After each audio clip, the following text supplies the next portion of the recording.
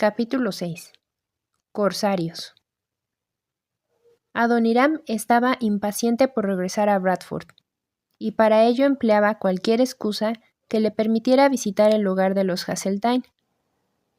Cada vez que los visitaba, se sentía más convencido que nunca de haber encontrado a la mujer de su vida. Transcurrido un mes, supo que había llegado el momento de escribir una carta formal a Anne, a quien muchos de sus amigos llamaban Nancy, con el fin de comunicarle sus intenciones.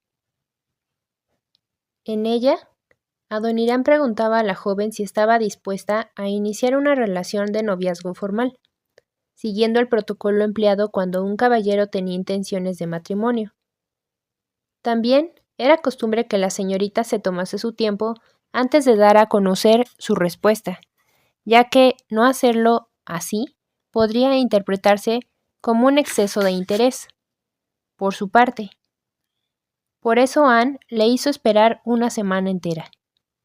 Pero en su carta, la joven no respondió a la propuesta, pues tan solo expresaba que antes de considerar su ofrecimiento, necesitaría tener el consentimiento de sus padres. Adoniram era consciente de que aún tenía que escribir una segunda carta, tal vez la más difícil de su vida. ¿Cómo explicarle a los padres de Anne su deseo de casarse con su hermosa e inteligente hija y su intención de llevarla al lejano oriente, donde probablemente ambos morirían? Intentaba redactarlo de una forma después de otra.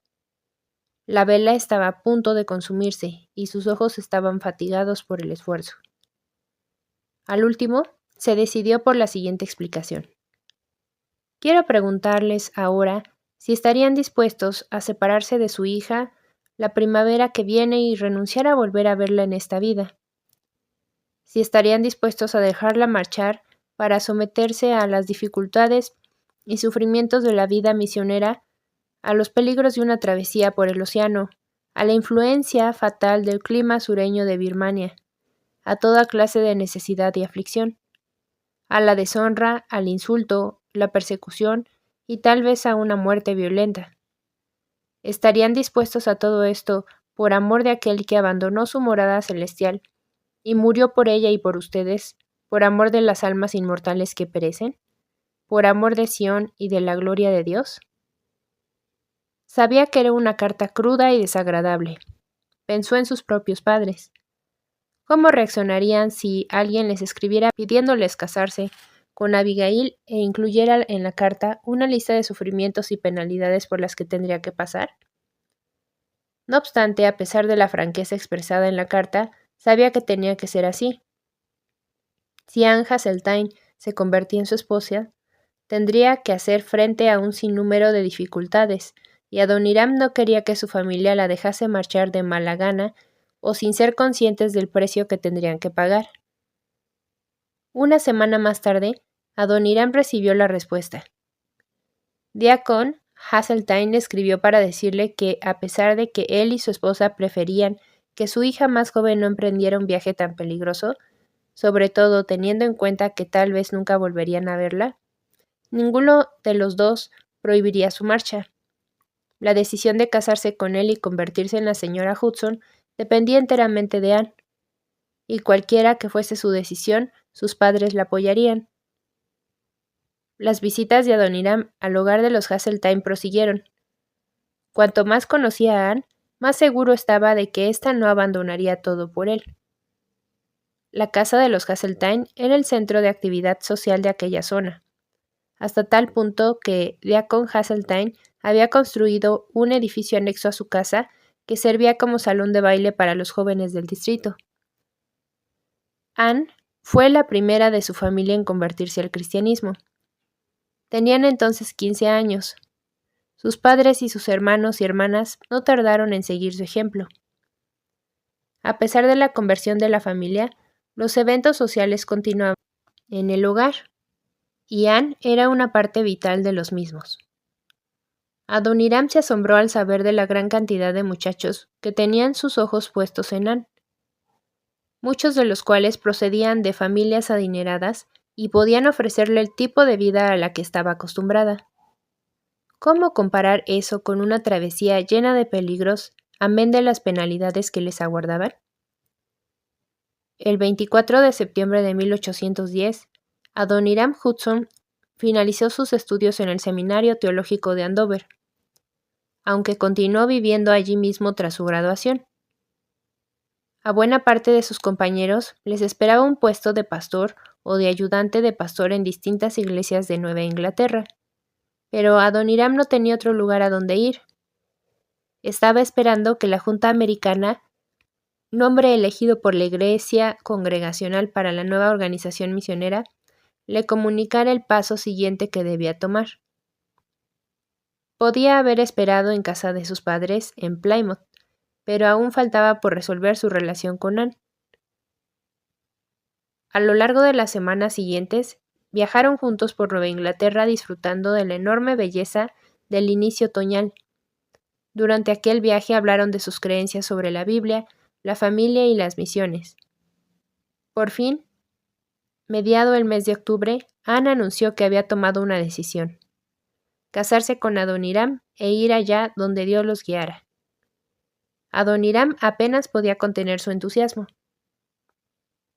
La joven pareja decidió que se casarían inmediatamente antes de abandonar los Estados Unidos, pero nadie estaba en condiciones de asegurar cuándo sería esto. La Junta Americana había creado un subcomité denominado Comité Prudencial, cuyo cometido era decidir cómo apoyar económicamente a los misioneros que enviara. Esto demostró ser una tarea difícil, por lo cual se determinó que la Junta se humillara ante la Sociedad Misionera de Londres y solicitase que fuese ésta la que se hiciera cargo de proveer el dinero y la ayuda necesaria para enviar a los misioneros. Sobra decir que esto significó un duro golpe para buena parte de quienes estaban involucrados en el proyecto. El recuerdo de la Revolución Norteamericana aún estaba presente en la mente de mucha gente. Lo último que deseaba un estadounidense era tener que pedir ayuda a un británico. No obstante, no existía otra alternativa viable. Por ello, el día de Navidad de 1810, los candidatos a misioneros Samuel Newell, Samuel Knott, Gordon Hall y Adoniram Hudson se reunieron con la Junta. Los 4 jóvenes fueron formalmente aceptados como misioneros, y Adoniram fue el elegido para viajar a Inglaterra a exponer la petición de la Junta ante la Sociedad Misionera de Londres. Se le compró un boleto a bordo del Packet, una goleta de 3 mástiles que partía de Boston el día de Año Nuevo de 1811. El mal tiempo retrasó la fecha de partida del Packet, que finalmente comenzó su travesía el 11 de enero, cuando dejó de ver tierra. Adoniram dedicó la mayor parte del tiempo a la lectura. Poco más se podía hacer en aquel pequeño barco que solo contaba con 2 pasajeros más, los cuales solo hablaban español. En circunstancias normales, el barco hubiera llevado unos 20 pasajeros, pero Francia e Inglaterra estaban en guerra y se rumoraba que Estados Unidos declararía pronto la guerra a ambas naciones. Los grandes riesgos de aquella época de guerra hacían que esta fuera una travesía reservada a los viajeros más atrevidos o a quienes tenían una necesidad apremiante de cruzar el Atlántico. Adoniram tenía pronto oportunidad de comprobar lo arriesgado del viaje. En la 15ª jornada de travesía se despertó y descubrió que la tripulación estaba presa del pánico.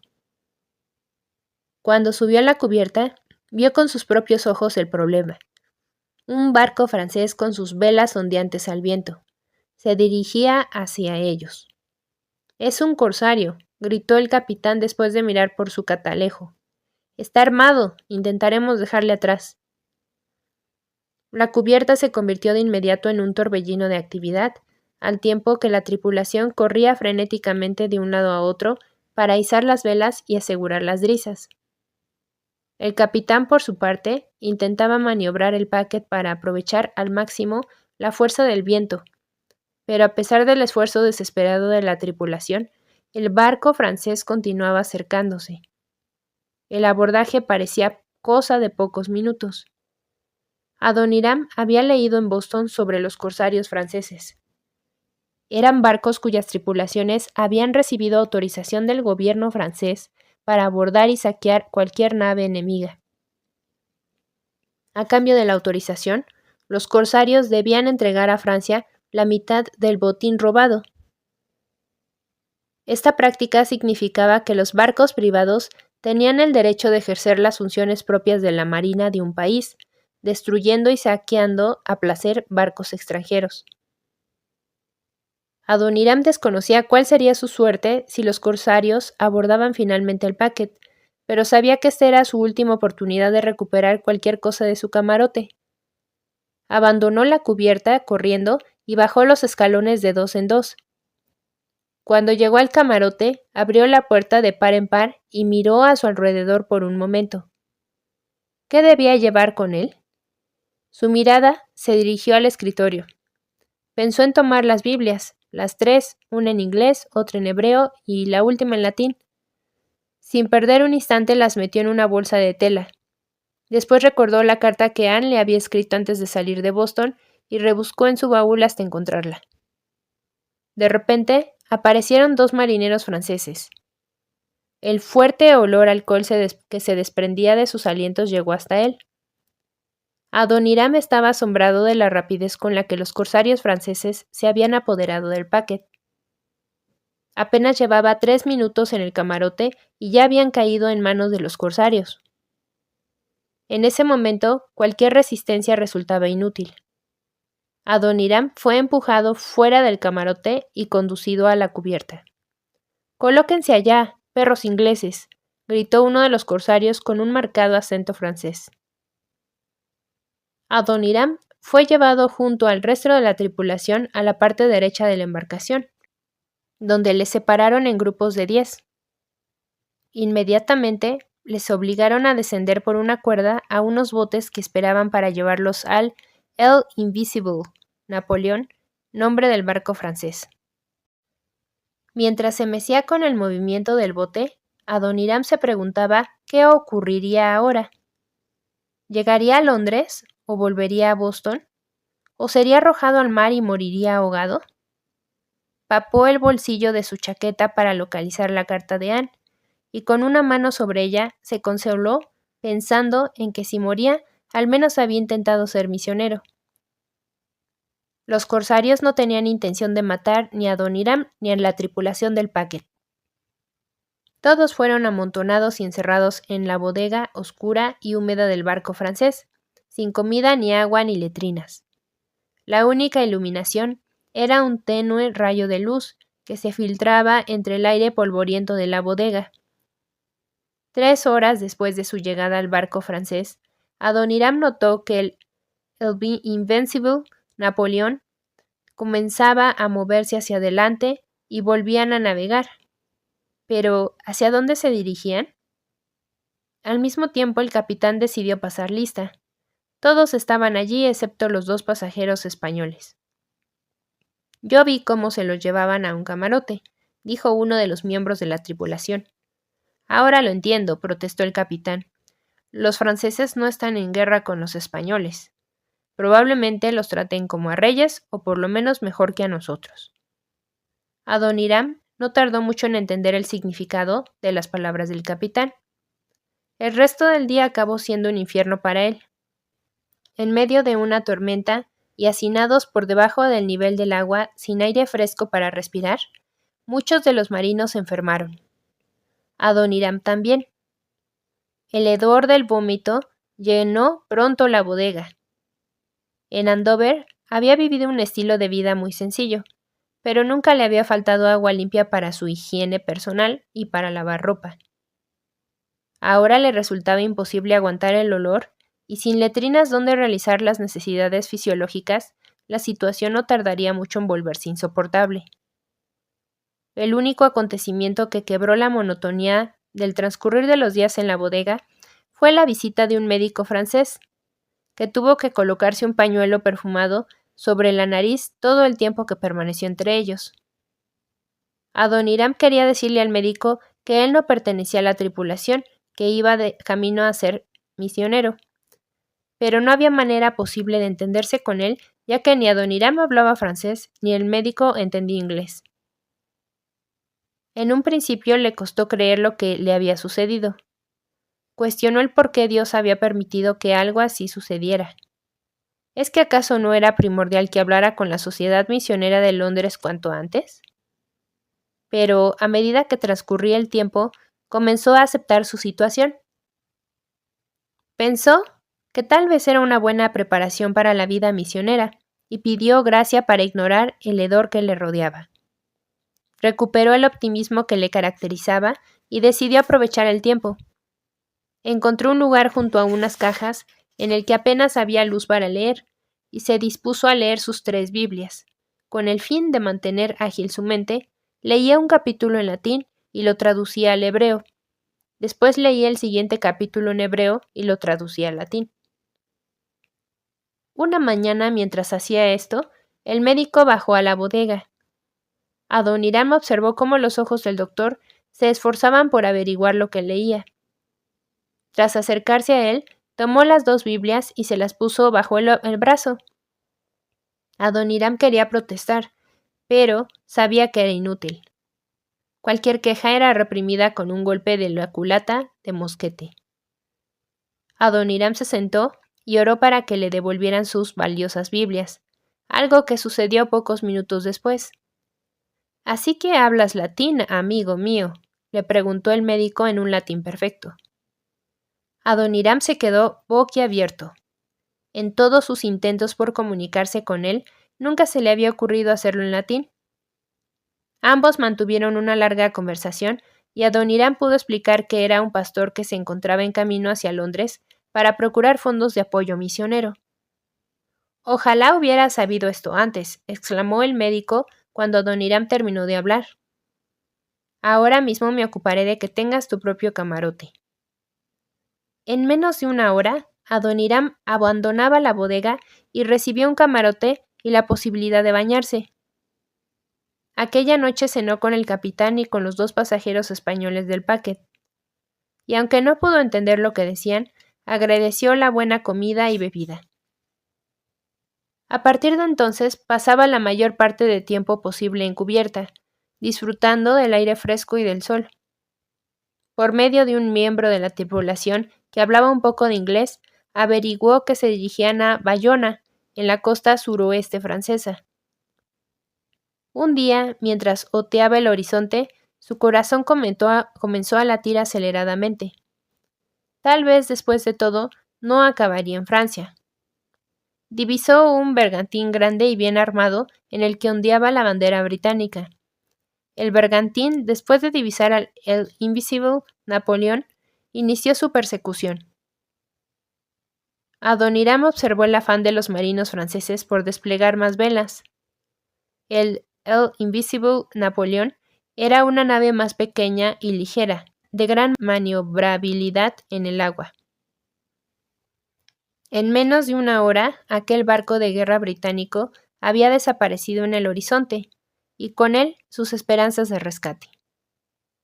Adoniram no volvió a ver más barcos británicos durante el resto del viaje. Por fin, el Invincible Napoleón atracó en el puerto de Pasajes, España, donde desembarcaron los 2 pasajeros españoles. Él, por su parte, tuvo que permanecer a bordo. En camino a Bayona, contempló con admiración los Pirineos, que se alzaban majestuosos en el horizonte hacia el este. La llegada al puerto de Bayona no se hizo esperar mucho. Una vez que el barco fue amarrado, la tripulación del paquete fue conducida fuera de la bodega. Su aspecto era deplorable, y no podían aguantar la claridad de la luz del día.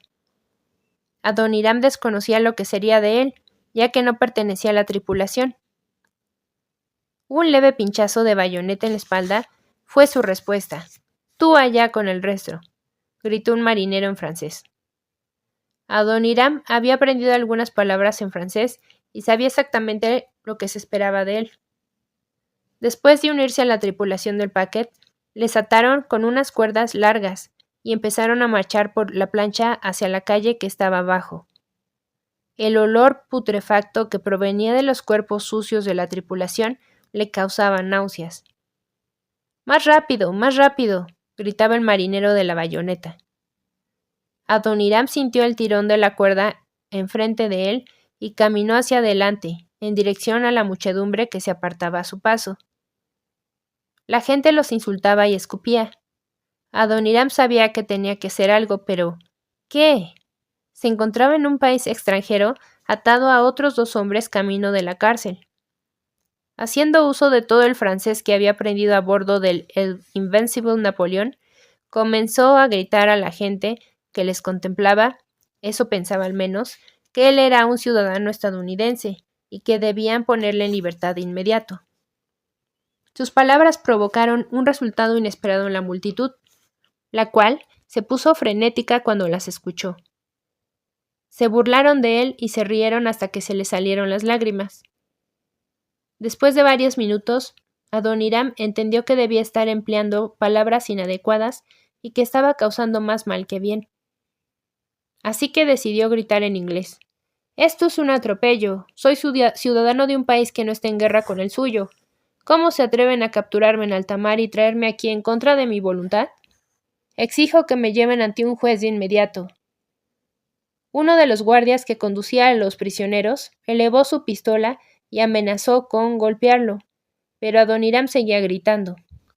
Sabía que se terminaba en la cárcel con los marinos británicos, podrían pasar varios años antes de que volviera a ver la luz del sol y recobrara la libertad. Anne le aguardaba para casarse con él a su regreso a Boston, y la Junta Americana esperaba que consiguiera el dinero necesario para enviar a los primeros misioneros estadounidenses. Pero sobre todo, el pueblo birmano necesitaba escuchar el Evangelio. Adoniram no podía permitir que le encerraran en una prisión, así que elevó su voz y continuó gritando.